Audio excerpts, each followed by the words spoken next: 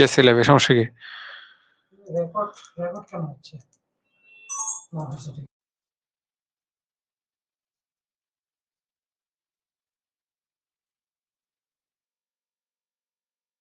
আপনি সবাই সাউন্ড শুনতে পাচ্ছ? সাউন্ড ক্লিয়ার কিনা? ওই অ্যাপে যারা শুনছো সবাই সাউন্ড, ওখানে দেখো সাউন্ড অন করে কিনা।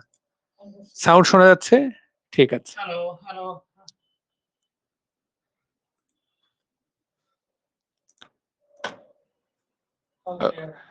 ঠিক আছে।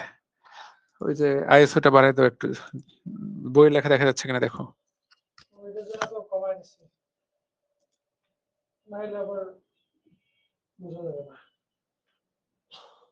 এখানে একটা অন করে দেবো এটা। পারফেক্ট। 26-এ যে সকল পোলাপানকে অ্যাড করে নিয়ে যে তোমাকে মেসেজ দিলাম, তোকে অ্যাড করে নাও, ভেরিফাই করে এখনই। আমি আনিমের সাথে আগে কথা বলবো যে ভাই এটা এরকম কেন, তার সাথে আগেটাই সুবিধা ছিল। আনিমের সাথে পরে কথা বলে অ্যাড করে ফেলো, তারপরে অনেকদিন ধরে অ্যাড হয়নি। আইডি নাম দিছে না? ঠিক আছে। আসসালামু আলাইকুম, সবাইকে স্বাগতম জানাচ্ছি। আশা করি তোমরা সবাই আমাকে শুনতে পাচ্ছ। ওই লাইভে যেতে একটু সমস্যা হচ্ছিল, ক্যামেরাটাতে নেগেটিভ দেখাচ্ছিল। ফটোগ্রাফিতে যেমন নেগেটিভ বলে একটা বিষয় আছে, তো ছবিটা ওটা একটু ঠিক করতে সময় লাগলো। যাই হোক, 10 মিনিট দেরি হওয়ার জন্য আমরা দুঃখিত। যদিও এই ক্লাসটা আমরা দুই ধাপে আলোচনা করব, সেজন্য আজকে প্রথম ক্লাসে আমরা কোষীয় অঙ্গাণুগুলো পর্যন্ত সবগুলো আলোচনা করব। আশা করি সবাই ফ্র্যাঙ্কলি ক্লিয়ারলি শুনতে পাচ্ছ, কোথাও কোনো অসুবিধা হচ্ছে না, তাই তো? ইনশাআল্লাহ। জাস্ট ফেসবুকে লাইভটা একবার চেক করে নেওয়া যাক যে ফেসবুকে লাইভটার কি অবস্থা, সেটা একবার খালি চেক করে নেই। ফ্যান্টাস্টিক, সব একদম ক্লিয়ার। তাহলে আমরা এই যে চ্যাপ্টারটা পড়বো, এই চ্যাপ্টারটা হলো আমাদের এই বইয়ের সবচেয়ে বড় চ্যাপ্টারগুলোর একটা, সবচেয়ে বড় চ্যাপ্টার। হ্যাঁ, ঠিক আছে। ওকে, খায়রুল বাশার 1 ঘন্টা লস আমার জন্য। কেন 1 ঘন্টা লস? আমি তো তোমাকে 41 মিনিট আগেই বলে দিছি যে রাতে খাওয়া দাওয়া করো, লসের কি আছে? মানে এই ধরনের পোলাপান আসলে বোগাস, জাস্ট বোগাস। সত্যি কথা, এই ধরনের বাচ্চা কাচ্চা হলে একদমই বোগাস। এরা কিভাবে কথা বলতে হয় সেটা জানে না অ্যাডমিশনের সময় আসা পরেও। তো Khairul Bashar, thank you so much ভাইয়া, শুরুতেই একটা নিজের উপরে গালি খাওয়ার জন্য। ফাইন। তাহলে এবং একই মেসেজ এরা 5-6 বার দেয়, এরা কতটুকু ম্যাচিউরড, এদের ম্যাচিউরিটি নিয়ে আমার সন্দেহ আছে। যারা অ্যাডমিশন টাইমেও এই জিনিসগুলোর গুরুত্ব বুঝতে পারে না। আমি তো আগেই বলে দিলাম, তাই না? আমি তো আগেই বলে দিলাম যে 9:30 শুরু হবে, খাওয়া দাওয়া করে শুরু করো। 30 মিনিট তুমি যদি পড়ালেখা না করতে পারো, তুমি যদি তোফায়েল ভাইয়ের অপেক্ষায় বসে থাকো যে ভাই কবে আসবে, কবে পড়া শুরু করব, তাহলে তুমি অলরেডি অনেকটুকু পিছিয়ে আছো, জীবন যুদ্ধে তুমি অনেক পিছিয়ে আছো। তোমাকে তোফায়েল ভাইয়া কেন, কোনো ভাইয়া মিলে আর ঠেলে সামনের দিকে আগাতে পারবে না। বুঝতে পেরেছি বাসায়? তো এই যে চ্যাপ্টারটা কোষের গঠন, এটা সবচেয়ে বড় চ্যাপ্টার গুলার একটা। তবে তোমাদেরকে আমি একটা কথা বলতে চাই, যদিও এটা সবচেয়ে বড় চ্যাপ্টার, কিন্তু আমি তোমাদেরকে আজকে প্রত্যেকটা টপিক পড়ানোর পরে বিগত বছর প্রশ্ন দেখাবো। এই চ্যাপ্টার থেকে এই পর্যন্ত কি অনেক কঠিন প্রশ্ন আসছে? তোমাকে যদি বলে এই চ্যাপ্টারটা থেকে কি অনেক কঠিন প্রশ্ন আসবে, উত্তর হলো না। অনেক কঠিন প্রশ্ন এই পর্যন্ত আসলে অনেক কঠিন প্রশ্ন এই পর্যন্ত আসেনি। আমাদেরকে চ্যাপ্টারটার ওভারঅল পুরো পড়াটা শেষ করতে হবে। তুমি যদি মোটামুটি ভাবে শেষ করতে পারো, তুমি ইনশাআল্লাহ সকল পরীক্ষায় কমন পেয়ে যাবা। এবং সবচেয়ে কমন জিনিসগুলাই কিন্তু পরীক্ষায় বেশি বেশি আসে। তো চ্যাপ্টারটা অনেকে বড় বলে ভালো মতো পড়ে না, পরে কমন জিনিসগুলোই পারে না। আজকে আমার সাথে তোমরা কমন জিনিসগুলো A to Z রিভাইজ করে ফেলবা। আমি সুন্দর করে প্রত্যেকটা তথ্য তোমাকে বলবো, তুমি ব্রেনের মধ্যে সেট করে ফেলবা। That would be the target. একদম সেটাই হবে কাজ। তাহলে চলো কথা না বাড়াই, প্রথম অধ্যায় কোষের গঠন, প্রত্যেকটা লাইন আমি একবার করে বলবো, তুমি ব্রেনের মধ্যে শুনে ফেলবা, তোমার পড়া হয়ে যাবে। কিভাবে মনে রাখতে হবে সেটা আমি বলে দিব। একদম প্রথম পেজ, পরীক্ষায় প্রশ্ন করবে যে কোষের আবিষ্কারক কে। দেখো, কোষের আবিষ্কারক হলো রবার্ট হুক। কোষের আবিষ্কারক কে? কোষের আবিষ্কারক হলো রবার্ট হুক। এটাই 1 নম্বর প্রশ্ন। কোষ আবিষ্কার করেছে কে? কোষ আবিষ্কার করেছে রবার্ট হুক। 2 নম্বর তোমাকে প্রশ্ন করবে, রবার্ট হুক যে কোষ আবিষ্কার করলো, এইটা তিনি কোন বইয়ে প্রকাশ করেছিলেন? উত্তর হলো মাইক্রোগ্রাফিয়া, 1665 সাল। এই সালটাও পরীক্ষার জন্য গুরুত্বপূর্ণ। তাহলে দুটো হুকের নাম দিয়ে আমরা পড়ালেখা শুরু করলাম। কোষের আবিষ্কারক হলো রবার্ট হুক। তো হুক, এখানে আসলে 2 জন হুকের নাম আমাদেরকে একবারই মনে রাখতে হবে। পরীক্ষায় 2 ভাবে প্রশ্ন আসবে, হুক থেকে 2 ভাবে প্রশ্ন আসবে। কিভাবে প্রশ্ন আসবে? এক, হলো কোষের আবিষ্কারককে? এক হলো রবার্ট হুক, দুই আরেকটা হলো লিওয়েন হুক। তাহলে রবার্ট হুক এবং লিওয়েন হুক এরা দুজনেই কোষের আবিষ্কারক, কিন্তু রবার্ট হুক যেটা আবিষ্কার করে সেইটা হলো কোষ প্রাচীর, সেইটার নাম হলো কোষ প্রাচীর, মূলত সে আবিষ্কার করে। কোষ প্রাচীরের আবিষ্কারক আসলে রবার্ট হুক। আর লিওয়েন হুক আবিষ্কার করেছে কি? লিওয়েন হুক আবিষ্কার করেছে জীবিত কোষ। খুব ভালো করে তাকাও, দুজনেই কোষের আবিষ্কারক। পরীক্ষায় যদি আসে প্রথম কোষের আবিষ্কারককে, উত্তর হবে রবার্ট হুক। যদি বলে জীবিত কোষের আবিষ্কারককে, উত্তর হবে লিওয়েন হুক। দুজনের নামের মধ্যে একটা দারুণ মিল আছে, দুজনেই হলো হুক নামের সাথে জড়িত। রবার্ট হুক থেকে আরেকটা প্রশ্ন আসবে, তিনি তার আবিষ্কারটা কোন বইয়ে প্রকাশ করেন? মাইক্রোগ্রাফিয়া। কত সালে? 1665। এই তো, এটাই হলো মূল কথা। এই পেজ থেকে এর বাইরে আর কোনো প্রশ্ন তোমার কোনো ভর্তি পরীক্ষায় কোথাও আসবে না, এইটুকু জানলেই হবে। ঠিক আছে? তাহলে রবার্ট হুক কি আবিষ্কার করেছে? মৃত কোষ। আর লিওয়েন হুক কি আবিষ্কার করেছে? জীবিত কোষ। কথাগুলা কিন্তু এই যে দেখো একদম গুরুত্ব সহকারে বলে দিলাম। ঠিক আছে? রবার্ট হুক আবিষ্কার করার কতদিন পরে লিওয়েন হুক আবিষ্কার করে? 9 বছর পর। খেয়াল করো, খুবই কম সময়ের ব্যবধানে, খুবই কম সময়ের ব্যবধানে 9 বছর পরেই এটা আবিষ্কার করা হয়। ঠিক আছে, দ্যাটস বিউটিফুল। আশা করি পারবো। এখানে যে বিজ্ঞানীগুলোর নামের কথা বলা আছে সবগুলোকে একবারে আমরা শেষে আবার রিভাইজ করে নিব আমাদের গ্রিন বুক থেকে। বাট এখানে কয়েকজন বিজ্ঞানীর নাম ভালো মতো একটু ব্রেনের মধ্যে শোনো। ভাইয়া, বিজ্ঞানীর নাম কি পরীক্ষার জন্য গুরুত্বপূর্ণ? হ্যাঁ, গুরুত্বপূর্ণ। অতীতে কয়েকবার বিজ্ঞানী নাম থেকে প্রশ্ন এসেছে, মেডিকেল এবং ডেন্টাল মিলিয়ে। সালগুলা পড়লে ভালো, যদি মনে না রাখতে পারো কোনো অসুবিধা নাই। সালগুলো অতটা যে গুরুত্বপূর্ণ তা না। যেমন নিউক্লিয়াসের আবিষ্কারক, এটা তো সামনে পড়তাই, তারপর একবার বলে রাখলাম। নিউক্লিয়াসের আবিষ্কারক রবার্ট ব্রাউন। ব্রাউন, ব্রাউন মানে বাদামি। আমি সবসময় মনে রাখি বাদামি নিউক্লিয়াস, রবার্ট ব্রাউন বা বাদামি নিউক্লিয়াস। কথা কি ক্লিয়ার? আচ্ছা, ঠিক আছে। তারপরে তাহলে এই তো, এইটুকুকে আমরা, এইটুকুকে, এই রবার্ট ব্রাউন মানে বাদামি নিউক্লিয়াস, এইটা আমরা জেনে ফেললাম। তারপরে একটু পরে যদি এটা আবার আসবে, কিন্তু পড়ে ফেলো প্রোটোপ্লাজমের আবিষ্কারককে। প দিয়ে প্রোটোপ্লাজম, দেখো প দিয়ে পারকিনজি, তাহলে প্রোটোপ্লাজমের আবিষ্কারক প দিয়েই বিজ্ঞানীটার নাম, বিজ্ঞানী পারকিনজে। তিনি কিন্তু প্রথম প্রোটোপ্লাজমের আবিষ্কারক। ঠিক আছে? এই প্রোটোপ্লাজমের আগের নাম কি ছিল? প্রোটোপ্লাজমের আগের নাম ছিল সার্কোড। দেখো কোড কথাটাতে ড কথাটা আছে, ডুজার, এই যে দেখো ডুজারডিন, তাহলে সার্কোডের ড দিয়ে ডুজারডিন। এইভাবে মনে না রাখলে, একটু চালাক না হলে এইগুলা মনে রাখা সবচেয়ে কঠিন। এখান থেকে এরকম ভাবেই প্রশ্ন আসবে, এর বাইরে আর প্রশ্ন আসবে না। আরেকটা এমসিকিউ আসতে পারে, ইলেকট্রন অনুবীক্ষণ যন্ত্রের আবিষ্কারককে? ইলেকট্রন অনুবীক্ষণ যন্ত্রের আবিষ্কারক ম্যাক্স নল এবং রাস্কা। তো তুমি একটু তাকায় দেখো, অনুবীক্ষণ যন্ত্রে নল থাকে না একটা বড়, তো নল দিয়ে মনে রাখলেই হয়, রাস্তার নল। ওকে, ঠিক আছে। আশা করি পারা যাবে ইনশাআল্লাহ, যা যা বলছি পারা যাবে। কথা কি ক্লিয়ার? ওকে, ডান।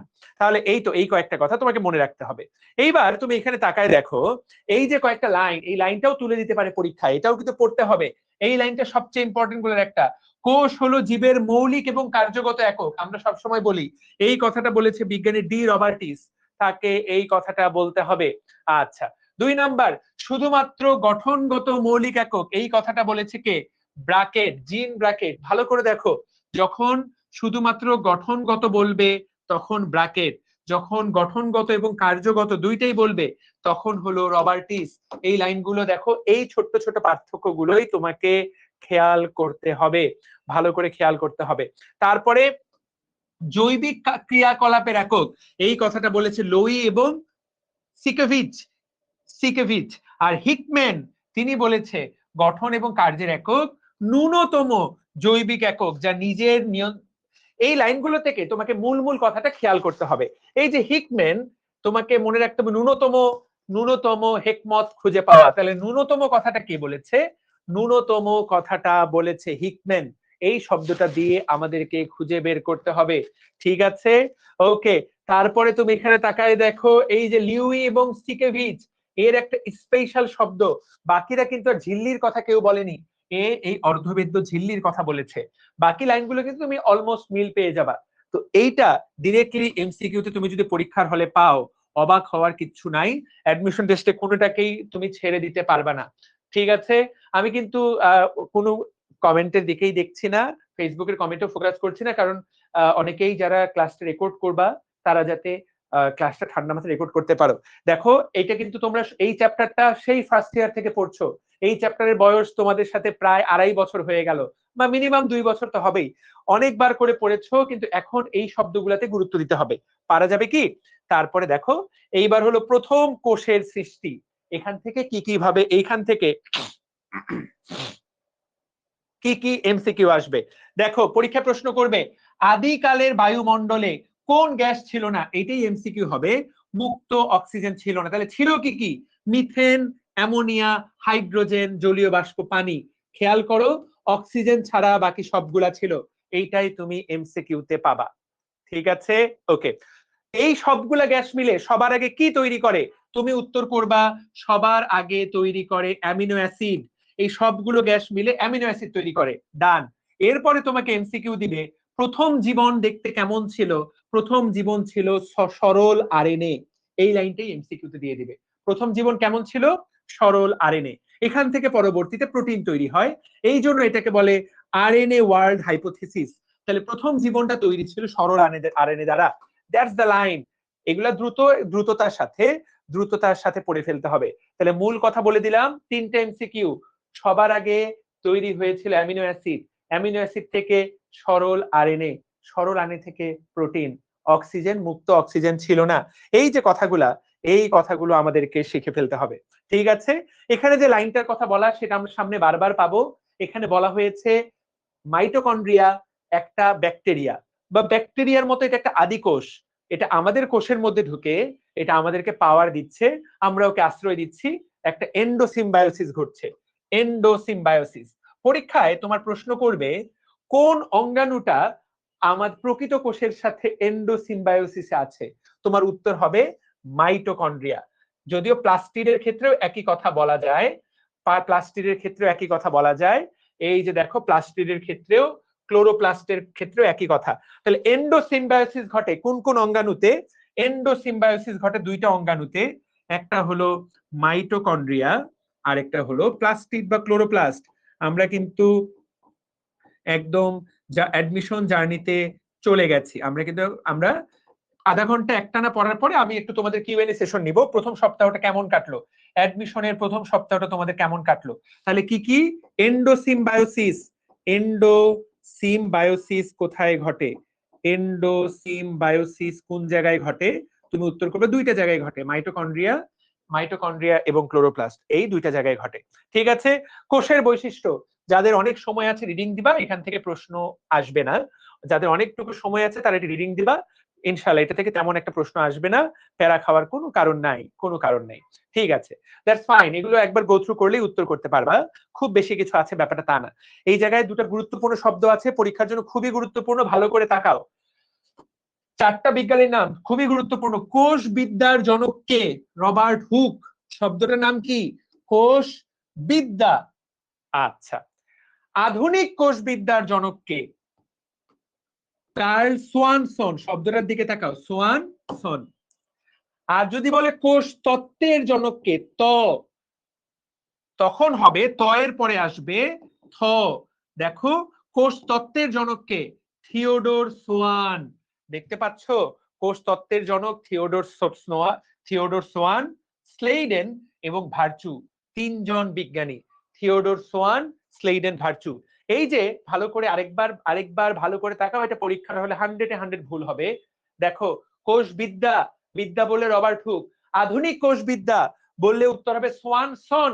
যদি বলে কোষ তত্ত্ব, ত এর পরে থ দিয়ে থিওডোর সোয়ান, স্নেইডেন এবং ভার্চু, এরা কোষ তত্ত্ব প্রদান করেন। কোষ তত্ত্বের সাথে জড়িত কারা কারা, এইটা আমরা কি বুঝতে পেরেছি? আমরা কি সবাই পারবো? সবাই কি পারবো কিনা? চলো, কে কতটুকু শিখলাম, কে কতটুকু দেখি তোমাদের রেসপন্সটা একটু খেয়াল করি। পরীক্ষায় প্রশ্ন করলো সোয়ানসন কিসের জনক? বিজ্ঞানী সোয়ানসন কিসের জনক? কার কার মনে আছে বলো? সোয়ানসন কার কার কিসের জনক?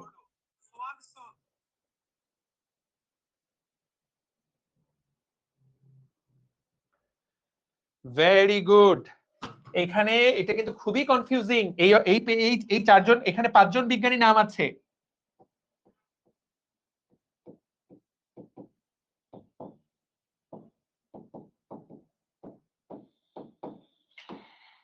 খুবই কনফিউজিং। আধুনিক কোষবিদ্যা, উল্টাপাল্টা কইরো না কিন্তু। আর সোয়ান, শুধু সোয়ান যদি আসে, সোয়ানের বাপ, সোয়ানের সন, এ কিন্তু কোষ তত্ত্বের জনক। উল্টাপাল্টা করবা না, ঠিক আছে? কোষ তত্ত্ব, ঠিক আছে, কোষ তত্ত্ব, very good, thank you, very good. Cell theory, okay, এগুলাই অ্যাডমিশনে এই জিনিসগুলো খেয়াল করতে হবে। কোষ তত্ত্বের মূল কথা, এগুলো একবার রিডিং করতে পারো, এগুলো অতটা গুরুত্বপূর্ণ না। দেহকোষ আর জনন কোষ কাকে বলে? এক লাইনে মনে রাখবো, শুধুমাত্র শুক্রাণু আর ডিম্বাণু, শুক্রাণু আর ডিম্বাণু এই দুইটা জনন কোষ, বাকি সব দেহকোষ। জনন কোষ কাকে বলে? শুধুমাত্র শুক্রাণু এবং ডিম্বাণু হলো জনন কোষ, বাকি যা আছে সবই দেহকোষ। দিন দুনিয়াতে যত কোষ আছে সবই দেহকোষ, শুধুমাত্র শুক্রাণু আর ডিম্বাণু কি? জনন কোষ। জনন কোষের ইংরেজি কি? গ্যামিট। তাহলে গ্যামিটের সংজ্ঞা কি কি? শুক্রাণু এবং ডিম্বাণু।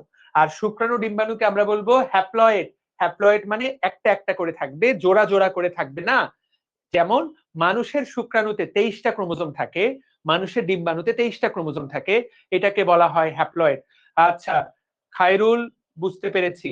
খায়রুল, তোমার ফেসবুক নাই, সেজন্য তুমি জানতে পারো নাই, ঠিক আছে। তুমি আর ক্লাসে স্প্যামিং করো না, একই মেসেজ 5 বার দিও না, এটা বাকিদেরও ক্ষতি হচ্ছে। তুমি মন খারাপ করো না, তুমি যদি কষ্ট পেয়ে থাকো মন খারাপ করো না, পড়ায় মন দাও, তাহলেই হবে, ঠিক আছে। তাহলে দেখো কোষকে আমরা কয় ভাগে ভাগ করলাম?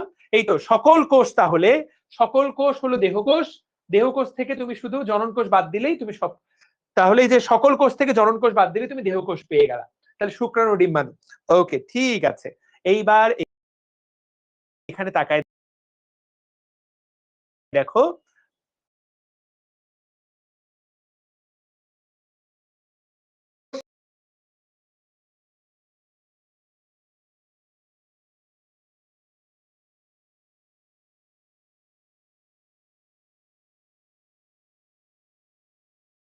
আমাদেরকে গত ক্লাসেও বলেছিলাম যে মেডিকেল ভর্তি পরীক্ষায় বা যে কোনো ভর্তি পরীক্ষায় স্যাররা মূলত পার্থক্য থেকে প্রশ্ন করেন। স্যাররা মূলত এই যে পার্থক্য, দেখবা যে এই পার্থক্য থেকেই প্রশ্ন করবেন স্যাররা, দেখা যাবে যে এই পার্থক্য থেকেই স্যাররা বেশি বেশি প্রশ্ন করবেন। তুমি পরীক্ষায় এখান থেকে প্রশ্ন পাবা। প্রিয় ভাই ও বোনেরা, তোমাদেরকে খুব দ্রুততার সাথে মেইন কথাটা বলে দেই। প্রকৃত কোষ এবং আদি কোষের মূল পার্থক্য কি? প্রকৃত কোষে নিউক্লিয়াসে 4টা অংশ থাকে, এইটাই মূল কথা। প্রকৃত কোষে নিউক্লিয়াসে 4টা অংশ থাকে। কি কি 4টা অংশ? এই যে তাকায় দেখো, 1 2 3 4, কি কি থাকে? প্রথম কথা, এইটাকে আমরা বলি নিউক্লিয়ার মেমব্রেন, এইটাকে আমরা বলি নিউক্লিওপ্লাস্ট। তারপরে এই ডট ডট, এই ডট ডটটাকে কি বলি সবাই বলো তো? ডট ডট ডট ডট দিলাম, এই জিনিসটাকে কি বলি? আমরা এটাকে কি বলি?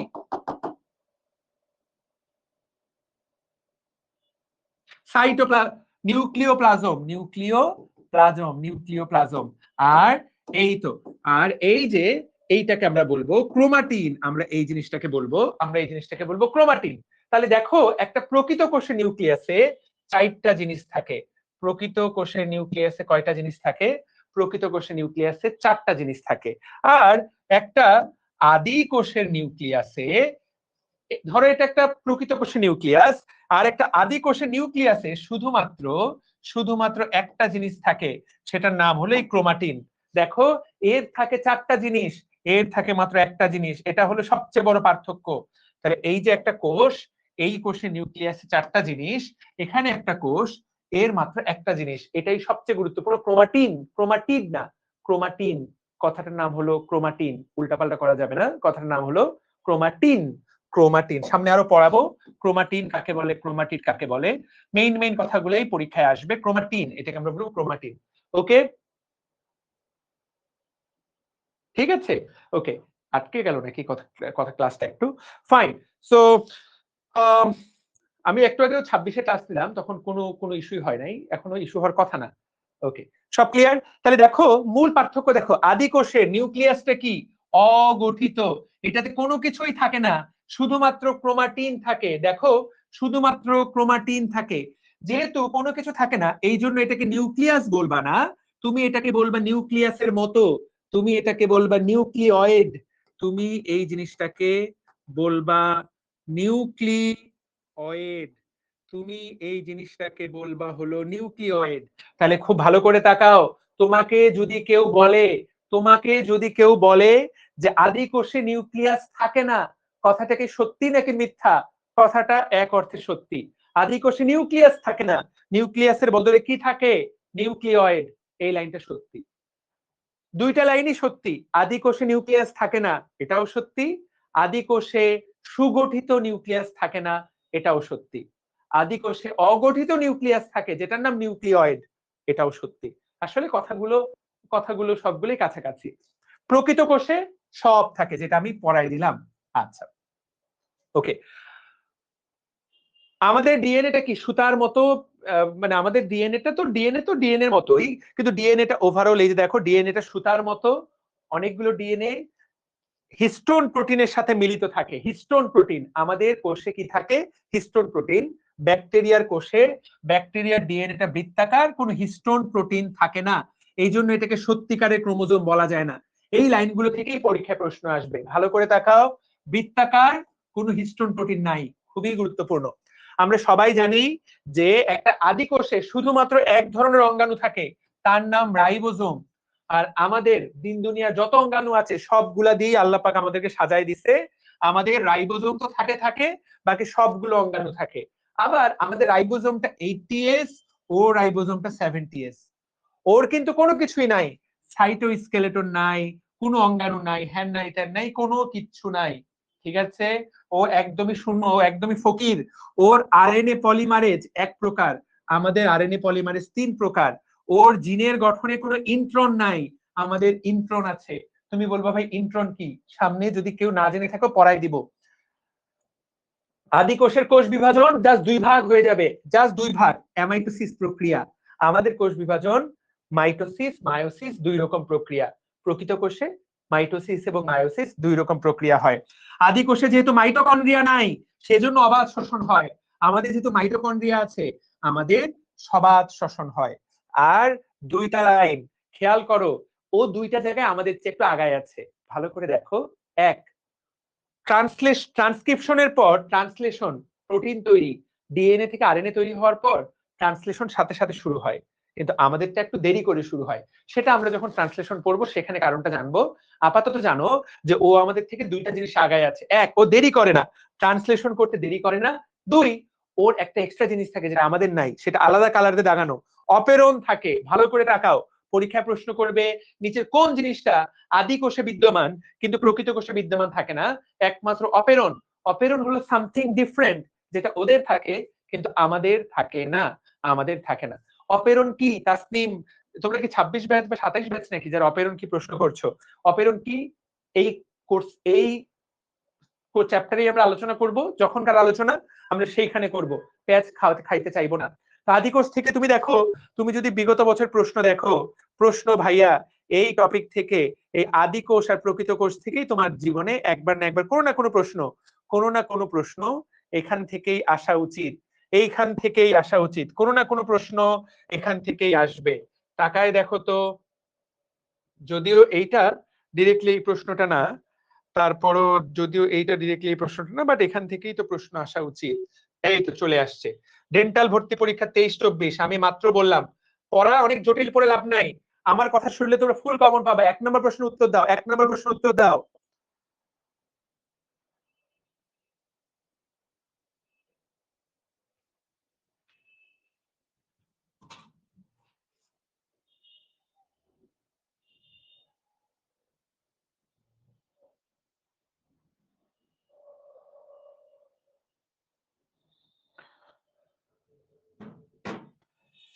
এক নম্বর প্রশ্ন উত্তর দাও। তাহলে দেখো, আমি তো বললাম পরীক্ষায় বক্স দেখা মাত্র ধরে নিবা ওটা থেকেই পরীক্ষায় প্রশ্ন আসবে, এবং জটিল প্রশ্নের পিছনে দৌড়াবা না, প্রশ্ন ইজি হবে। গতকালকে একবার বুঝাই বলেছি তোমাদেরকে, আমি যা পড়াবো, আমরা ক্লাসে যা পড়াবো তা থেকে 90% প্রশ্ন হুবহু কমন আসবে। কিন্তু এই পড়াটাই মাথায় রাখতে হবে, অনেকেই কঠিন প্রশ্ন পড়তে গিয়ে পরীক্ষায় চান্স পাবে না। Very good. তাহলে দেখো কোনটা সঠিক, অপেরণ আছে না এখানে, শ্বসন প্রক্রিয়া সবাত অবাধ, যদি এটা সঠিক আমাদেরও কিন্তু সবাত অবাধ শ্বসন হতে পারে, কিন্তু বেশি সঠিক ওইটা। ঠিক আছে, ডিএনএ নিউক্লিয় বস্তু থেকে নিউক্লিয়য়েড না, তাহলে উত্তর হলো এ। Very good. তাহলে দেখা যাচ্ছে কি সুন্দর, তাহলে এইটাই প্রশ্ন ডেন্টাল ভর্তি পরীক্ষা গত বছরের আগের বছর আসছে। আচ্ছা ঠিক আছে, তারপরে মেডিকেল ভর্তি পরীক্ষা 94-95, মেডিকেল ভর্তি পরীক্ষা 94-95-তে প্রশ্ন আসছে। যেগুলো প্রশ্ন আসছে সেগুলো ক্লাসেই পড়াই দিব আমি। তাকায় দেখো, এই যে তাকায় দেখো, আদি কোষের বৈশিষ্ট্য নয়, হুবহু রিপিট হবে। 4 নম্বর প্রশ্ন উত্তর দাও।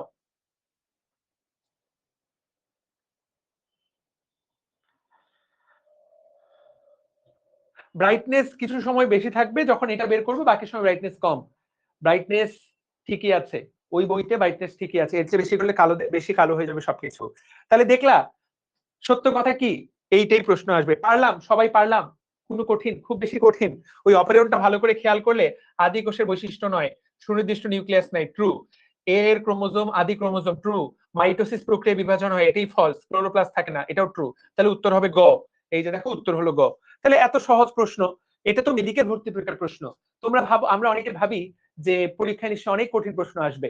আবারও বলছি, এই বক্স থেকেই পরীক্ষায় প্রশ্ন আসবে। এক্সাম হলে ঢুকলে ইজি কোশ্চেন হার্ড লাগে, অকারণে কনফিউশন হয়। এটা তাদেরই হয় যারা কোনো কিছু ঠিক মতো পড়ে না, যারা সবকিছু ভাষা ভাষা করে পড়ে। বইয়ের এই পড়াগুলা একদম ক্লিয়ার কনসেপ্ট করে পড়ে ফেলতে হবে, তাহলে তোমার সহজ জিনিস সহজ লাগবে। তাহলে ক্লিয়ার, পারবো ইনশাআল্লাহ। মূলত এই বক্স থেকে প্রশ্ন আসবে, বাকি লাইনগুলা সুন্দর করে একবার রিডিং করে নিবা। এখানে এমন কিছু দেওয়া নাই যেটা ওই বক্সের নতুন, যেটা এই বক্সে দেওয়া নেই, ঠিক আছে? আচ্ছা,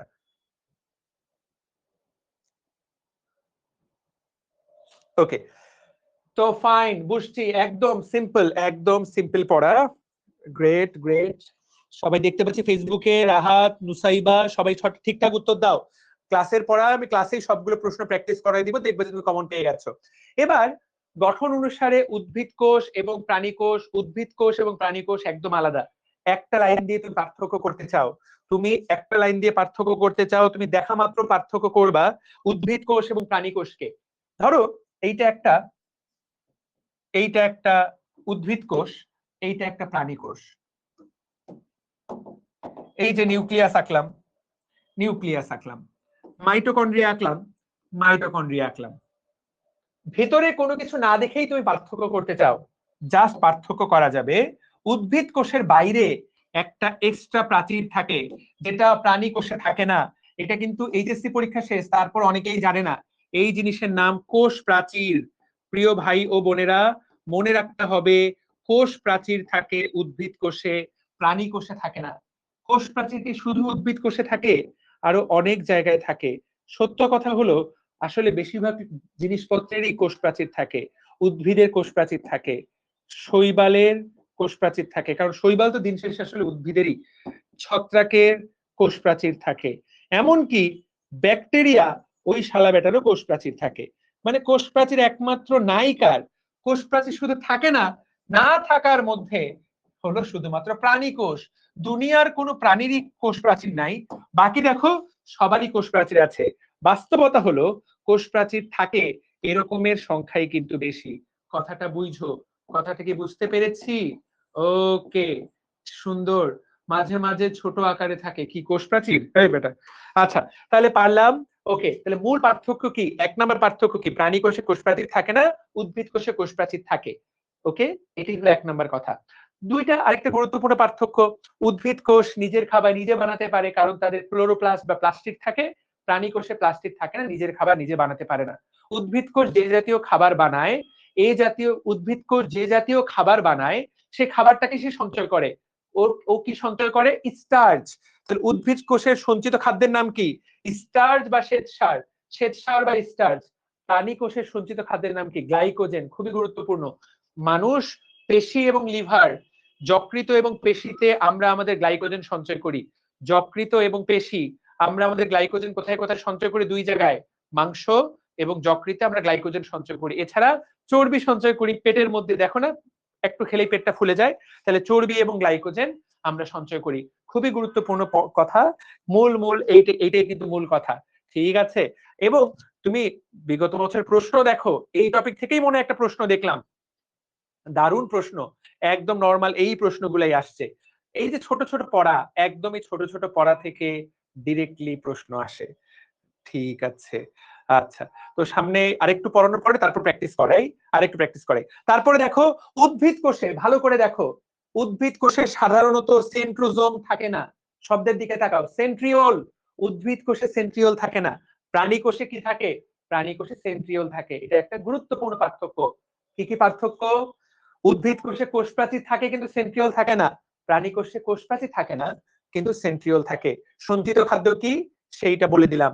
আরো এখানে ক্লোরোপ্লাস্ট থাকে, আমাদের ক্লোরোপ্লাস্ট থাকে না। উদ্ভিদ কোষে বড় বড় কোষ গহ্বর থাকে, আমাদের কোষ গহ্বর সাধারণত থাকে না, থাকে ছোট।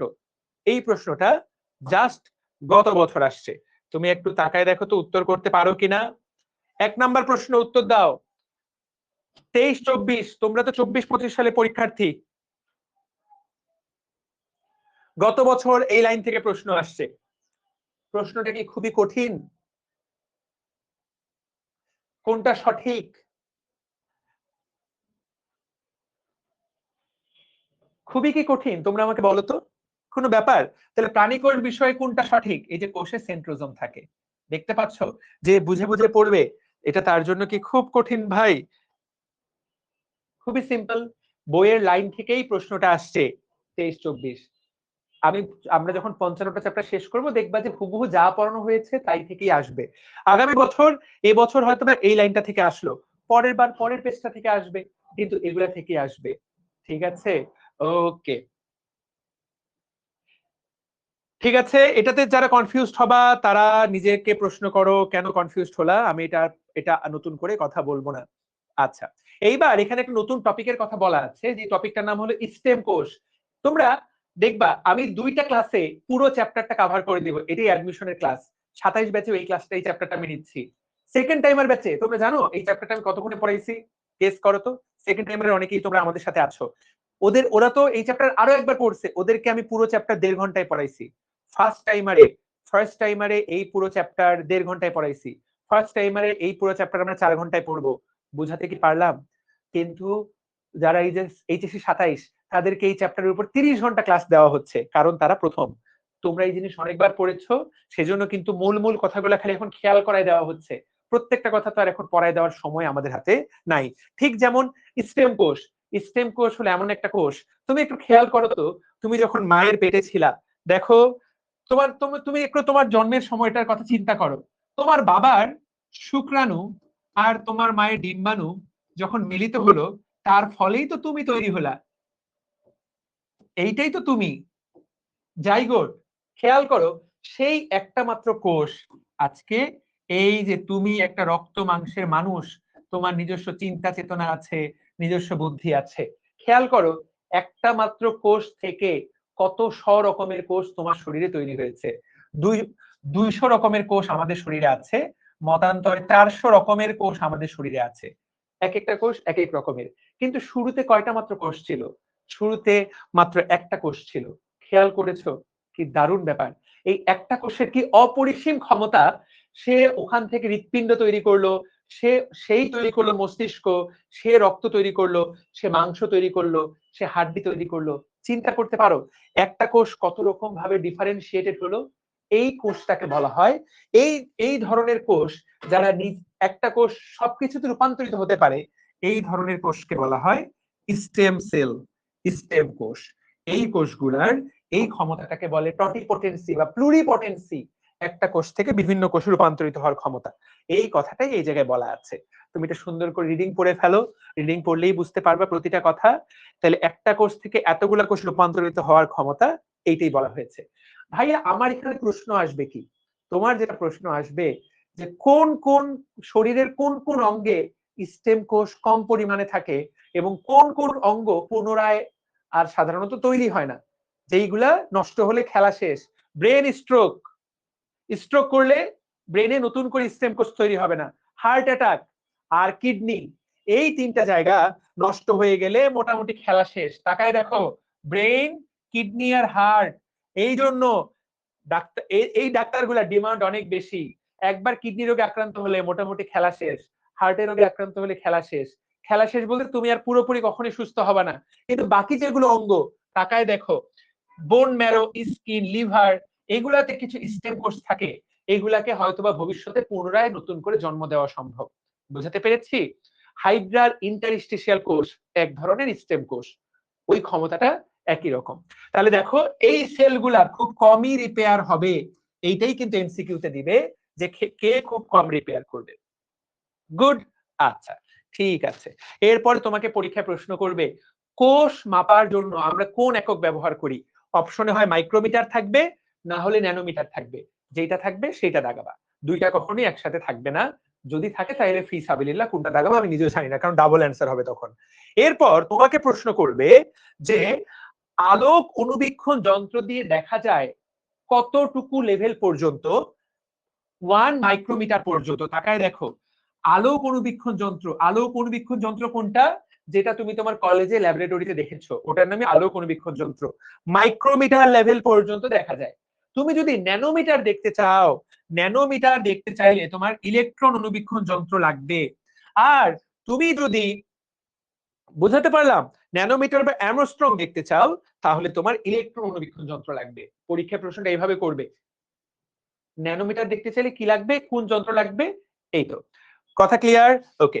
এইবার খালি চোখে দেখা যায় কতটুকু, দেখো খালি চোখে তুমি কতটুকু দেখতে পাও, এটা একটা এমসিকিউ। 100 মাইক্রোমিটার মানুষ খালি চোখে দেখতে পারে, 100 মাইক্রোমিটার থেকে মানুষ খালি চোখে দেখতে পারে। এবং তুমি এখানে তাকায় দেখো আলোক অনুবীক্ষণ যন্ত্র কতটুকু জিনিসটাকে বড় করতে পারে, 2000 গুণ। কিন্তু ইলেকট্রন অনুবীক্ষণ যন্ত্র একটা জিনিসকে 1 2 3 4 5 6 5 লক্ষ গুণ বড় করতে পারে। আমি তোমাকে ক্লাসেই সবগুলা তথ্য পড়ায় দেওয়ার চেষ্টা করলাম। পৃথিবীর সবচেয়ে ছোট কোষের নাম কি, পিপিএলও, মাইকোপ্লাজমা। এই যে মাইকোপ্লাজমা গ্যালিসেপ্টিকাম, এটা একটা ব্যাকটেরিয়া, ব্যাকটেরিয়ার চেয়েও ছোট। এইটা একটা ব্যাকটেরিয়া, যেই ব্যাকটেরিয়ার কোষ প্রাচীর নাই। খুবই গুরুত্বপূর্ণ লাইন ভাইয়া, মাইকোপ্লাজমা। তোমার অণুজীব চ্যাপ্টারে এই প্রশ্নটা আসতে পারে, কোন ব্যাকটেরিয়ার, এমন একটা ব্যাকটেরিয়ার নাম বলো, কোন ব্যাকটেরিয়ার, কোন ব্যাকটেরিয়ার কোষ প্রাচীর নাই। কোষ প্রাচীর বিহীন ব্যাকটেরিয়া স্যাররা কিন্তু এই প্রশ্নটা দিতে পারে। পৃথিবীর সবচেয়ে ক্ষুদ্রতম কোষ মাইকোপ্লাজমা গ্যালিসেপ্টিকাম, এটার কিন্তু কোষ প্রাচীর নাই, যেটার অপর নাম পিপিএলও। ভাইয়া এইটাই পৃথিবীর সবচেয়ে ক্ষুদ্রতম কোষ, বইয়ের মধ্যে লিখে নাও, এইটার কোষ প্রাচীর নাই। ব্যাকটেরিয়া হওয়ার পরেও কোষ প্রাচীর নাই, এটা হলো ব্যতিক্রম কথা। প্রত্যেকটা ব্যাকটেরিয়ারই কোষ প্রাচীর থাকে। যেই ব্যাকটেরিয়া হওয়ার পরেও যেটা কোষ প্রাচীর নাই। এবং এই মাইক্রোপ্লাজমা কিন্তু মানুষের নানা রকম রোগ করে, নিউমোনিয়া করে, বুঝাতে পারলাম। এবং এটা ভয়ঙ্কর নিউমোনিয়া করে, এই নিউমোনিয়া সহজে ভালো করা যায় না। এই নিউমোনিয়াতে মানুষ মারা যেতে পারে। ঢাকা মেডিকেল কলেজে আমি যখন কাজ করতাম, এই রকম যে নিউমোনিয়া গুলো ভালো হতো না, এবং এই নিউমোনিয়া গুলো বিভিন্ন রকম উদ্ভট ফিচার নিয়ে মানুষের শরীরে প্রেজেন্ট করে, সহজে ধরা যায় না, সহজে ভালো করা যায় না। নর্মাল ঔষধে মারা যায় না, কারণ এর তো কোষ প্রাচীরই নাই। আমরা নর্মাল যে ব্যাকটেরিয়া গুলো আছে সেগুলোকে কোষ প্রাচীর ধ্বংস করে সেগুলোকে মেরে ফেলি, এর তো কোষ প্রাচীরটাই নাই। তাহলে নর্মাল অ্যান্টিবায়োটিকে এটা ভালো হবে না, বুঝাতে পারলাম। এর জন্য এটা নিজে অ্যাবনর্মাল ব্যাকটেরিয়া, এটা অ্যাবনর্মাল অ্যান্টিবায়োটিক লাগবে। তো এতগুলা কথা বললাম যাতে এটা যে সবচেয়ে ছোট কোষ সেটা তুমি মনে রাখতে পারো। নিউমোনিয়ার কথা বললাম কারণ পিপিএলও মানে প্লুরো নিউমোনিয়া লাইক অর্গানিজম। এটা কি করে, এটা নিউমোনিয়া করে। সবচেয়ে বড় কোষের নাম কি, সবচেয়ে বড় কোষের নাম উট পাখির ডিম। চিন্তা করা যায় মানব দেহের সবচেয়ে লম্বা কোষের নাম কি, মোটর নিউরন। মোটর নিউরন, চেষ্টীয় নিউরন। তোমার পাটা তুমি যে নড়াচ্ছ, মনে রাখবা যেই মুহূর্তে পাটা নাড়াবা, পা নাড়ানোর জন্য তুমি মোটর নিউরনকে একটা থ্যাংক ইউ দিতে পারো। পা যে নাড়াচ্ছ, কিভাবে নাড়াচ্ছ, মোটর নিউরন, এই মোটর নিউরনটার কারণে সবচেয়ে লম্বা। ভালো করে তাকাও, মানব দেহের সবচেয়ে ক্ষুদ্রতম কোষের নাম কি, মানব দেহের সবচেয়ে ক্ষুদ্রতম কোষের নাম অনুচক্রিকা। এটা অনেকেই কনফিউজড হয়। ভালো করে দেখো, যদি বলে সবচেয়ে ছোট কোষের নাম কি, পিপিএলও। মানব দেহের ক্ষুদ্রতম কোষ কোনটা, অনুচক্রিকা। খেয়াল করেছো কি, পিপিএল কি মানব দেহের অংশ না। গত বছর এখান থেকে প্রশ্ন আসছে, কিছু বলার আছে, আর কিছু বলার আছে তোমার? ওকে, ঠিক আছে। লম্বা কোষ আর বড় কোষ কি সেম? বড় বলতে আকৃতিতে বড়, আর লম্বা বলতে দৈর্ঘ্যটাকে শুধু বোঝানো হচ্ছে। দুটো একই জিনিস না, দুটো আলাদা আলাদা জিনিস। বইয়ে যেভাবে লেখা আছে সেভাবেই চিন্তা করবা, জিনিসগুলোকে জটিল করে চিন্তা করার কোনো দরকার নাই। এই পেজগুলা থেকে তেমন কোনো প্রশ্ন আসবে না। আমরা তো দেখো হলুদ লাইন দিয়ে দাগাই দিছি, রিডিং করে নিবা, এগুলো থেকে যেগুলো থেকে গুরুত্বপূর্ণ প্রশ্ন আসবে না, আমি এতটা গুরুত্ব দিয়ে সেগুলোকে আলোচনা করতেই চাই না।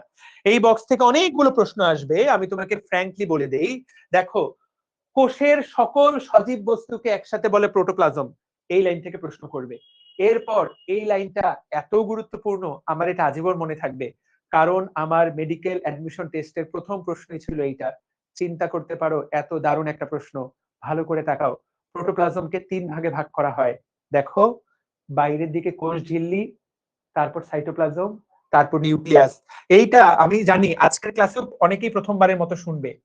আমি জানি এই যে কোষ ঝিল্লি, এইটা হলো নিউক্লিয়াস। কোষ ঝিল্লি আর নিউক্লিয়াসের মাঝে যে অংশটা, সেটাকে বলে সাইটোপ্লাজম। এটা আমি বারবার করে পড়াই, খুব গুরুত্ব দিয়ে পড়াই, কারণ এটা মেডিকেলে আসছিল এবং এটা আমার চিন্তা করতে অনেকটুকু প্রথম 10 সেকেন্ড মাথাটা ব্ল্যাঙ্ক হয়ে গিয়েছিল। আমি প্রশ্নটা দেখাবো, ভালো করে দেখো। তাহলে আমি যদি তোমাকে বলি নিউক্লিয়াস সাইটোপ্লাজমের অংশ, কথাটা কি সত্য নাকি মিথ্যা? নিউক্লিয়াস সাইটোপ্লাজমের অংশ, এই কথাটা কি সত্য নাকি মিথ্যা? এইটা অনেকেই সত্য বলবে। এটা যারা ক্লাসটা, এই তো ওমর ফারুক অলরেডি সত্য বলছে, আনিকা অলরেডি সত্য বলছে, নিউক্লিয়াস নাকি সাইটোপ্লাজমের অংশ। যারা এটাকে সত্য বলছো তাদেরকে অ্যাডমিশনে গালে আঙুল বসানো থাপ্পড় দিলাম। মাত্রই তো পড়ালাম, প্রোটোপ্লাজমকে 3 ভাগে ভাগ করা হয়, কোষ ঝিল্লি, সাইটোপ্লাজম, নিউক্লিয়াস। সাইটোপ্লাজমের সংজ্ঞা হলো নিউক্লিয়াসের বাইরে কোষ ঝিল্লির ভেতরে যে এলাকাটা, সেটা। নিউক্লিয়াস সরাসরি সাইটোপ্লাজমের অংশ না। হ্যাঁ, সাইটোপ্লাজমের মধ্যে থাকে, কিন্তু এটা কিন্তু সাইটোপ্লাজমের অংশ না। এটা হলো সাইটোপ্লাজমের সাথে থাকলেও এটা প্রোটোপ্লাজমের অংশ। একজন বলছে এটা সাইটোপ্লাজমের ভাই, বলা যেতে পারে সাইটোপ্লাজমের ভাই, তাহলে এটা প্রোটোপ্লাজমের অংশ। কথাটা বুঝিও। এইটাই আমার প্রশ্ন আসছিল, জানো। এটা আমি জাস্ট পরীক্ষার হলে ঢুকলাম, আমার প্রথম প্রশ্ন, ধরো এই যে আমি পরীক্ষার হলে ঢুকলাম, এইরকম প্রশ্নপত্র। আমাদের সময় অবশ্য ওএমআরটা আলাদা দিত, তো প্রথম প্রশ্নটা পড়ে আমার মাথায় নষ্ট হয়ে গেল। এই লাইনটা বলা ছিল, নিউক্লিয়াস সাইটোপ্লাজমের গুরুত্বপূর্ণ অংশ। ভাই, প্রথমবার আমার মনে হলো যে আমি তো পারছি না, তারপর চিন্তা করে উত্তর করতে পারলাম যে দ্যাট ইজ দ্য ট্রুথ, যে এটা ভুল, নিউক্লিয়াস সাইটোপ্লাজমের অংশ না। তো আমি তোমাদেরকে প্রশ্নটা সম্ভব হলে দেখাই দিব। তো খেয়াল করাই দিলাম, অনেককেই খেয়াল করাই দিলাম। এবার কোষ ঝিল্লি নিয়ে এখানে বলার কিছু নাই, নিউক্লিয়াসের এগুলো তো একটু আগেই পড়াই দিলাম। এখন যেটা পড়াবো সেটা আরো গুরুত্বপূর্ণ, ঝিল্লিবদ্ধ অঙ্গাণু, ঝিল্লি বিহীন অঙ্গাণু। এই যে সাইটোপ্লাজমের অঙ্গাণুগুলো আছে, এই যে সাইটোপ্লাজমের অঙ্গাণুগুলো আছে, এই অঙ্গাণুগুলোর মধ্যে কিছু অঙ্গাণু আছে যাদের শরীরে কাপড় আছে, কিছু অঙ্গাণু আছে যাদের শরীরে কাপড় নাই। নেট কেটে দাও তো, একদম আটকাচ্ছে নেট,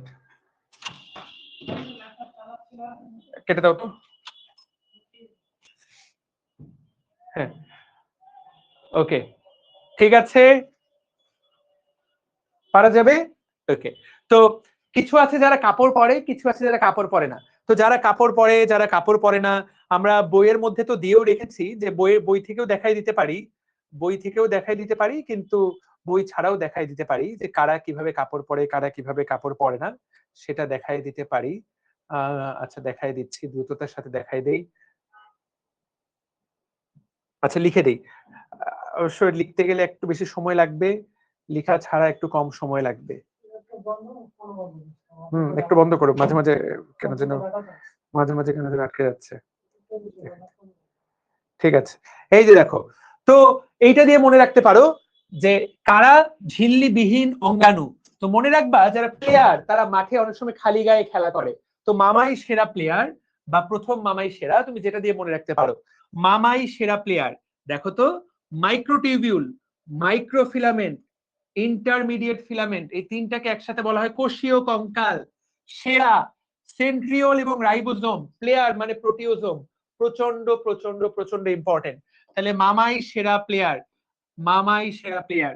আচ্ছা, গতকালকে তোমরা যে রিভিউ কন্টেস্টে অংশ নিয়েছো, এইটার কালকে লটারি বা কালকে রেজাল্ট দিয়ে দেবো, আর সেকেন্ড টাইমারেরটাও ইনশাআল্লাহ কালকেই দিয়ে দেওয়ার চেষ্টা করব। সেকেন্ড টাইমার তো না, সরি, ফার্স্ট ফেজে যেটা অংশ নিয়েছিলে সেটাও কালকে দিয়ে দিব। এইটা দিয়ে মনে রাখতে হবে যে কাদের ঝিল্লি, তাহলে তুমি যদি শুধুমাত্র ঝিল্লিবিহীন অঙ্গাণুটা মনে রাখতে পারো, তাহলে বাকি সবাই ঝিল্লিবদ্ধ অঙ্গাণু। বাট ভালো করে কান খুলে শুনে রাখো, পরীক্ষার জন্য গুরুত্বপূর্ণ তিনটা, সেন্ট্রিওল, রাইবোজোম, এই দুটোই সবচেয়ে গুরুত্বপূর্ণ। আর এই যে মামাই বা কোষীয় কঙ্কাল, এই তিনটাই পরীক্ষায় বেশি আসে বা সবচেয়ে বেশি আসে। সেরা সেন্ট্রিওল আর রাইবোজোম, এইটা পরীক্ষায় সবচেয়ে বেশি আসে। যে ঝিল্লিবিহীন কারা কারা, প্রচন্ড ইম্পর্টেন্ট। সেন্ট্রিওল আর রাইবোজোম ঝিল্লিবিহীন, কথাটা বারবার মনে রাখবা। সেরা সেরা অবশ্যই উত্তর করবা, কথা মনে থাকবে। বাকি সবাই ঝিল্লিবদ্ধ, দ্যাটস ইট। তাহলে এইটুকু ডান। এরপর এগুলা কিন্তু কোষস্থ সজীব বস্তু, এদের কিন্তু জীবন আছে। ভালো করে দেখো, এখন যেগুলা পড়বো এগুলা হলো কোষস্থ নির্জীব বস্তু, এদের কিন্তু জীবন নাই। তুমি ভালো করে দেখো, জীবন নাই কার? কোষ প্রাচীর। এইটাই একটা বড় এমসিকিউ। নিচের কোনটা জীবনবিহীন? কোষ প্রাচীরের কিন্তু জীবন নাই। ভাই ভালো করে শুনো, যারা এগুলো ভালো করে পড়ো নাই, এইটাই এমসিকিউ আসবে, এর কিন্তু জীবন নাই। কোষের সঞ্চিত বস্তু জিনিস কি কি? আমরা যা খাই সেগুলাকেই আমরা সঞ্চয় করে রাখি, কার্বোহাইড্রেট, প্রোটিন, ফ্যাট। নিঃসৃত পদার্থ কিভাবে মনে রাখবা? PHEN, pigment, hormone, enzyme, nectar. Pigment, hormone, enzyme, nectar কি কি জিনিস কোষ ক্ষরণ করে? কোষের ময়লা পদার্থ কি কি? এটা নামগুলা রিডিং পড়লেই হবে, এখান থেকে এর বাইরে কোনো প্রশ্ন আসবে না। আবারও বলছি, সবচেয়ে গুরুত্বপূর্ণ ঝিল্লিবদ্ধ, ঝিল্লিবিহীন এবং এই অংশটুকু। ঠিক আছে, ওকে, পারবো কিনা? ওকে, দ্যাটস ফাইন, দ্যাটস ফাইন। এবার কোষ প্রাচীরের গঠন। কোষ প্রাচীরের কি জীবন আছে নাকি জীবন নাই? কোষ প্রাচীরের কি জীবন আছে নাকি জীবন নাই? তোমরা আমাকে বলো, জীবন আছে? কোষ প্রাচীরের জীবন আছে? কোষ প্রাচীরের জীবন নাই। কোষ প্রাচীর সবখানে আছে, শুধুমাত্র প্রাণী কোষে নাই। শুধুমাত্র প্রাণী কোষে কোষ প্রাচীর নাই।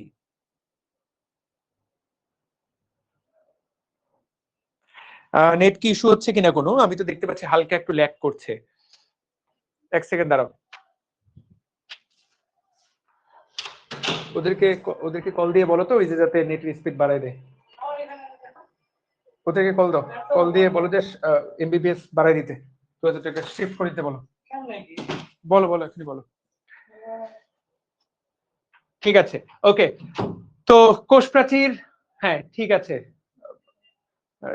কোন একটা ইস্যু হচ্ছে, কোন একটা ইস্যু হচ্ছে, একটু আমি দেখতে পাচ্ছি যে ওয়েব অ্যাপে হালকা একটু ল্যাগ করছে, হালকা একটু ল্যাগ করছে।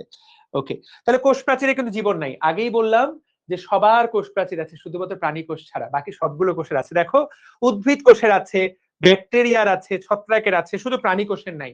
খুবই গুরুত্বপূর্ণ লাইন, খুবই গুরুত্বপূর্ণ লাইন। আচ্ছা, এখন আমি আস্তে আস্তে নড়তেছি, দেখবা যে আমার নড়াচড়াটা একটু ল্যাগ করতেছে। এটা কেন করছে আমি নিশ্চিত না, যদিও তারপরেও আমি চেষ্টা করছি যে নেটের স্পিডটাকে আর একটু বাড়িয়ে দিতে। আমি তো ওই যে বললামই যে যাতে কল দিয়ে নেটের টিমকে কল দেয়, এরকম ইস্যু ছিল না। আমি একটু আগে তো ক্লাস নিলাম। এটা একটা কারণ হতে পারে, এই যে অনেকজন একসাথে ওয়েব অ্যাপে অনেকটুকু নেট কনজিউম করছে, তো সেটার কারণে হতে পারে যে একটু ল্যাগ করছে। কারণ তোমরা তো একসাথে অনেকজন একই সাথে অনেকটুকু স্ট্রিম করতে হচ্ছে, সেই জন্য হবার একটা সম্ভাবনা আছে। ওকে, তো যাই হোক, ফাইন।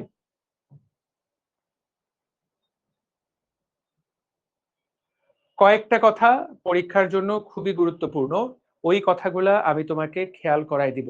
কোষ প্রাচীরের তিনটা স্তর, ছবির দিকে তাকাও। মধ্য পর্দা, প্রাথমিক প্রাচীর, সেকেন্ডারি প্রাচীর। মধ্য পর্দা, প্রাথমিক প্রাচীর, সেকেন্ডারি প্রাচীর। কোনটাতে কি থাকে এটাই পরীক্ষায় প্রশ্ন করবে।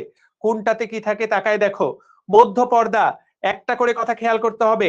মধ্য পর্দা, এই যে পর্দা কথাটাতে প আছে, মধ্য পর্দা, তাহলে মনে রাখতে হবে যে মধ্য পর্দার মূল উপাদান পেকটিন জাতীয় পদার্থ। এই পেকটিক অ্যাসিড, এই শব্দ দুইটাতে খেয়াল করবা। মধ্য পর্দায় কি থাকে? পেকটিন অ্যাসিড, পেকটিন জাতীয় পদার্থ বা পেকটিক অ্যাসিড, এইটুকু মনে রাখতে হবে। এবং মধ্য পর্দা, প আছে, প এর পর আসে ফ, ফ্র্যাগমোপ্লাস্ট থেকে তৈরি হয়। মধ্য পর্দা তৈরি হয় ফ্র্যাগমোপ্লাস্ট থেকে। এই যে লাইনগুলো, এই লাইনগুলো একদম একদম পড়ে ফেলতে হবে। ওকে, মিরাজ দেখতে পাচ্ছ কিনা? সামিরা ইয়াসমিন, দাঁড়াও ফেসবুকে একটা কমেন্ট করে দেই।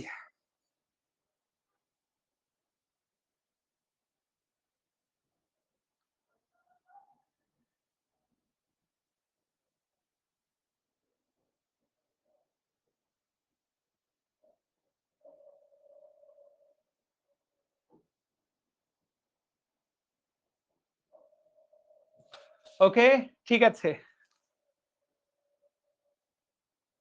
সুন্দর। আপাতত এইটুকু মনে রাখলেই হবে, দুইটা কথা। এক, মধ্যপর্দার মধ্যে মধ্যপর্দা প দিয়ে পেকটিক অ্যাসিড এবং পেকটিন জাতীয় পদার্থ বেশি থাকে। দুই, তৈরি হয় কোথা থেকে? এটা ফ্র্যাগমোপ্লাস্ট থেকে তৈরি হয়। এই কথাটা মনে রাখলেই হবে। আচ্ছা, ওই ব্যাপে আমি একবার জাস্ট ব্যাক করে আবার জয়েন করি। ওই ব্যাপে কেন যেন আমি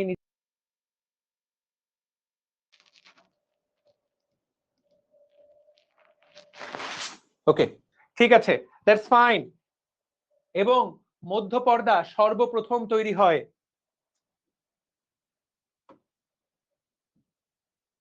মধ্যপর্দা কখন তৈরি হয়? মধ্যপর্দা সর্বপ্রথম তৈরি হয়। এই যে কয়েকটা কথা, প দিয়ে কয়েকটা কথা মনে রাখবো, প দিয়ে কয়েকটা কথা মনে রাখবো, এই কয়েকটা কথা থেকে তুমি পরীক্ষা প্রশ্ন পাবা। সর্বপ্রথম তৈরি হয় পেকটিন জাতীয় পদার্থ, ফ্র্যাগমোপ্লাস্ট থেকে আসে। প প প ফ ফ ফ।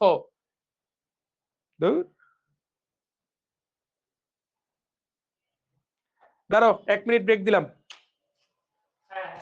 বলো, থেকে 60 মিনিট করতে বলো। কি বলে? এই ভাই, আপনারা আমার এমনিতে বার 2000 টাকা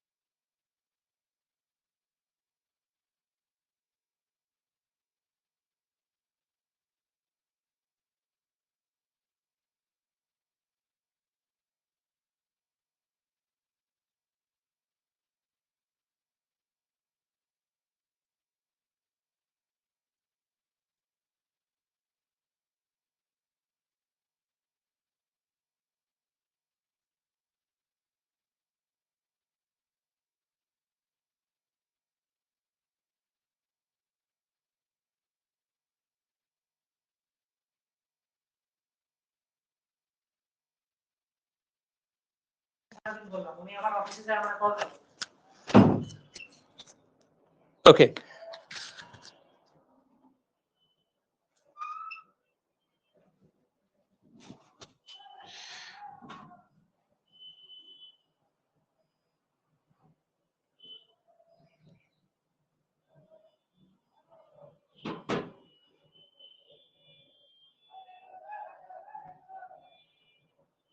আমাকে কি দেখতে পাচ্ছো? ল্যাগ করতেছে না?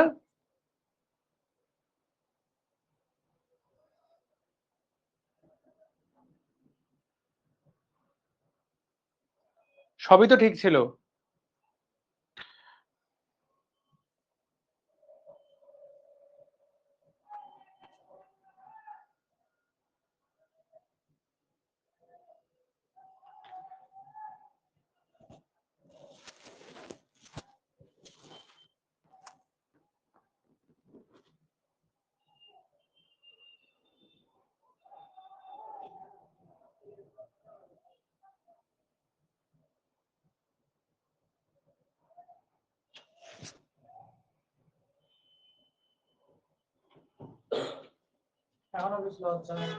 হ্যাঁ হ্যাঁ, সব বন্ধ। তোমার ওয়াইফ ডাটাটা আমার ডাটা অফই আছে তখন থেকে। ডাটা দিয়ে চলছে, কিছুই চলছে না। বললাম এখন বলছে যে কালকে জানাবে। ওই যে ল্যাগ খাচ্ছে।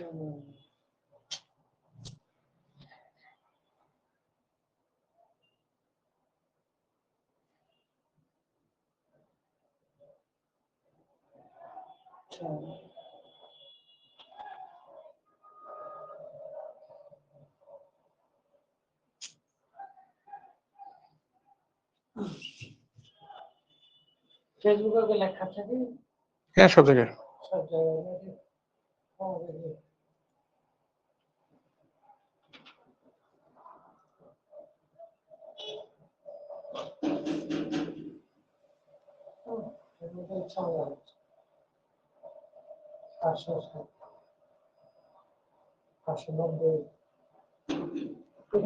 ঠিক আছে, এখন ঠিক আছে। ওকে, ভেরি গুড।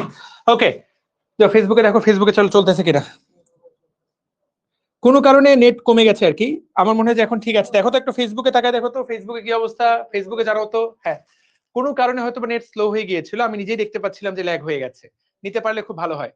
এখানে 640 Mbps নেট দেখাচ্ছে, কিন্তু নেটের ইস্যু হচ্ছে। এটা গত 15-20 দিন ধরে হচ্ছে। আমাদের আরেকটা ক্লাস এরকম হয়েছিল, প্রথম ক্লাসে। পারফেক্ট, একদম পারফেক্ট, ভেরি গুড। ফেসবুকে ক্লাস চলতে, ফেসবুকে কোনো ইস্যু আবার স্যার।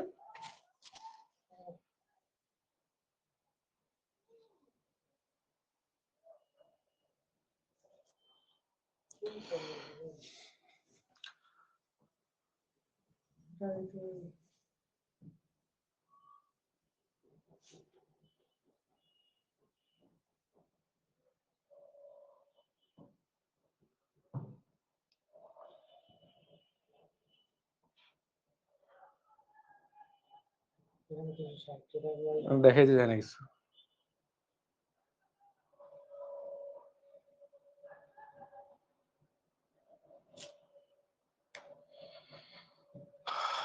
$260 Mbps দিয়েও ক্লাস করা যাচ্ছে না, এটা তো পেইন খেয়ে গেলাম।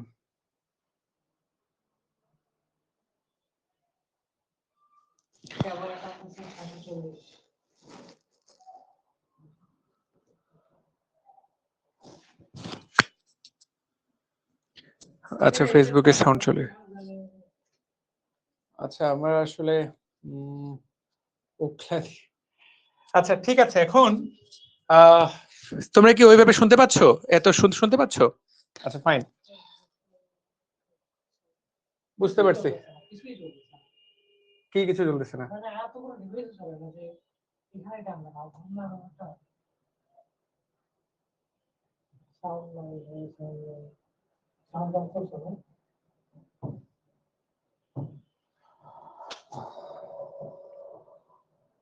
এটা নেওয়া যাবে না, এটা নিতে গেলে এখন পেন খেতে হবে। কোনোভাবে এটা নেওয়া যাবে না। বুঝছি, এটা ওই ওই নেটটাতে সুইচ করতে হবে।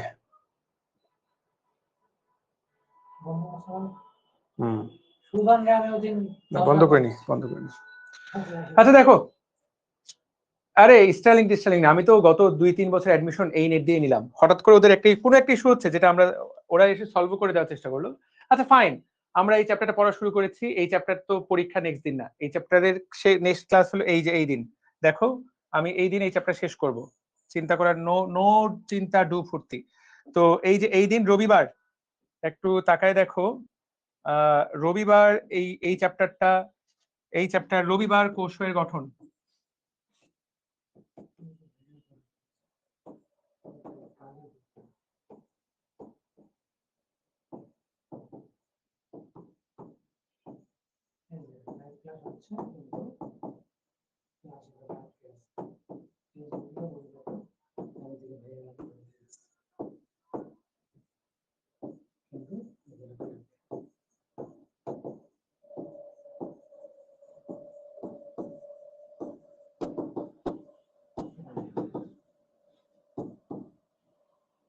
আগে কি কখনো এরকম নেটের ইস্যু ফেস করছি আমরা? না, বাকিরা যারা ক্লাস নেয় তারা তো এরকম ফেস করছে কি গত 2-3 মাসে? হ্যাঁ হ্যাঁ, ঠিক আছে। তো এটা আজকে একটু তোমাদের সময় নষ্ট করে লাভ নাই, আমি এটা এখানে লাইভ ক্লাসে ঘোষণা দিয়ে দিলাম। একটা ছবি তোলো, পোস্ট করে দিই গ্রুপে।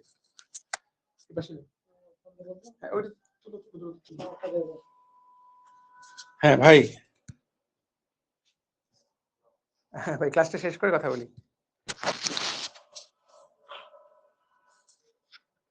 হ্যাঁ হ্যাঁ, ওইটাই, ওই যে ওইভাবে ঘোষণা দিলাম, নেক্সট দিন দিব, সমস্যা নেই।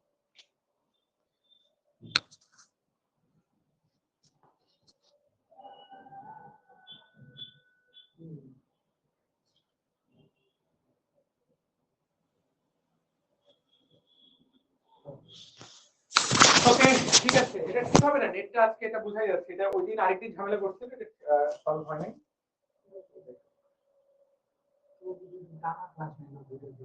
ঠিক আছে।